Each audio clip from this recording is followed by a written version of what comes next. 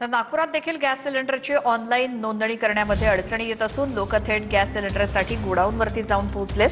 25 दिवसांचा कालावधी होऊन देखील गॅस सिलेंडरचं बुकिंग होत नाहीये, त्यामुळे नागरिक त्रस्त आहेत.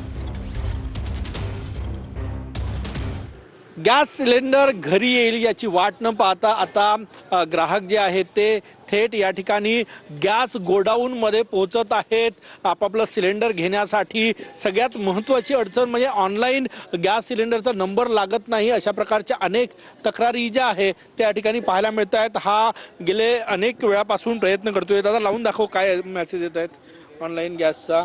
नंबरच लागत नाही आणि वारंवार ते हे करत आहेत. कंटिन्युअसली वेटिंग डिस्कनेक्ट होऊन झाला. वारंवार हा फोन करतोय. किमान 50 कॉल ऑनलाईन सिलेंडर बुकिंगसाठी यांनी केले, परंतु लोक जे आहे ते वाट न पाहता थेट गॅस एजन्सीज चे जे गोडाऊन्स आहेत तिथे पोहोचत आहेत आणि आपापलं सिलेंडर घेत आहेत. सगळ्या गॅस एजन्सीच्या गोडाऊन समोर अशी गर्दी आपल्याला पाहायला मिळतात. कॅमेरामॅन सचिन सयामसह गजानन माटे, TV9 मराठी, नागपूर.